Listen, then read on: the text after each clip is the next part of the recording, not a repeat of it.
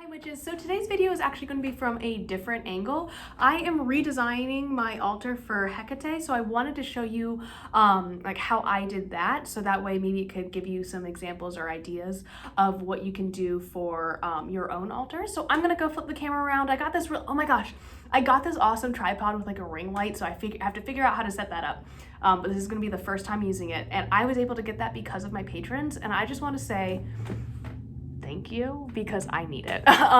Like if you guys could see how I was filming this, you would be like, what are you doing? But now I have this really cool like one that you can kind of like move around, and it like clips onto the side of a table, so that way I can have like kind of a top view of everything without having to hold it.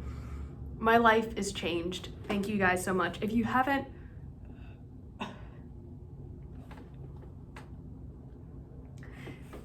subscribed to Patreon, don't worry, it is totally fine. I have it still linked, it's down below, and if you want to check it out, that would be super cool. I do tarot readings and curate crystals for people, and it's really, really fun. So I'm just so thankful for you guys, and thank you so much. So end of my little spiel, let's get to the altar building. Okay guys, so I know that this is a little bit zoomed out, but so you can kind of see my lamp and stuff, but hello, hands-free. Thank you, patrons. The first thing I do whenever I start my deity altar building is put my deity candle on there. So this is what I am using for Hekate. I do plan on actually I found a really cool statue that I'm going to get of her, and I think that is going to be the focal point of my next altar. I've never really had deity statues. I've never found ones that I particularly like, but I did like this one a lot. Next, I found these really cool candle holders at a thrift store yesterday for like $2. So I got them because that's the kind of person I am. And these are going to go specifically on my Hekate altar.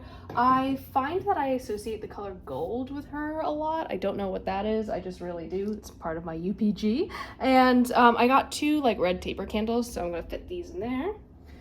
I kind of had to carve the bottoms so they would stay, so excuse how janky that looks, but you know, a witch gotta do what a witch has to do, right? So there you go.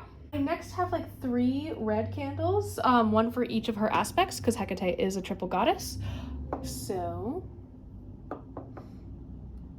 so the next thing that I want to put on there is actually an offering to her, and I found this really cool like bowl thing at a thrift store, and I just really like the way that this looks. So this is gonna go right in the center as an offering to her, and I found this really cool like really big clove of garlic, so I bought it, and that's one of her sacred foods, I guess, or sacred herbs is garlic. So which is amazing because I love garlic more than life itself.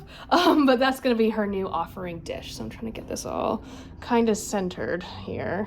Apologies if it's a little bit off. Next thing, I have 2 more altar decorations. I have my snake skin, which I talked about, I think, in yesterday's video, and this is from Sal. So this is gonna go over here. And then I have this cool like skull candle I found a couple years ago at Home Goods and just recently burned. So that is gonna go here because she's really associated with death and the afterlife and the underworld, so I wanted some sort of representation of that. So far so good. The next thing I have is actually really cool. I inherited a bunch of like cool skeleton keys, so I don't know if they were ever destined to be used for witchcraft, but they are now, and I'm going to use these to decorate her altar. So I'm just going to set these up. I try to be as symmetrical as possible. You do not have to do that, but I enjoy it, so that's what I'm going to do. So I have this one key left, which didn't really match up with the pair, but I do also have this really cool lock. Obviously, this would not go in the lock because it's too big, but the key and the lock are also just like a really cool symbol that I have that I associate with Hekate. So I'm going to put it right underneath the offering dish here. Just as a symbol of like unlocking doors, unlocking pathways, etc. I have 2 pieces of obsidian for protection. Okay, and then next I have these really cool like jawbones that are kind of canine in origin. I believe they are coyote, that I've just amassed over the years. So because Hecate's symbol is the dog, I thought this would be a good tribute to her. So I'm just placing these on either side of the offering dish. And then finally, I have my tarot deck that I use specifically to work with her. So I'm going to put that right there. So that is just just gonna fidget for a second until I'm happy. So this is my altar to Hekate. I hope this gives you a good representation of what a deity altar can look like. Now, it doesn't have to look like this, obviously. This is just how I set mine up. As you can see, there's not really like directional markers or like all of the elements necessarily contained here.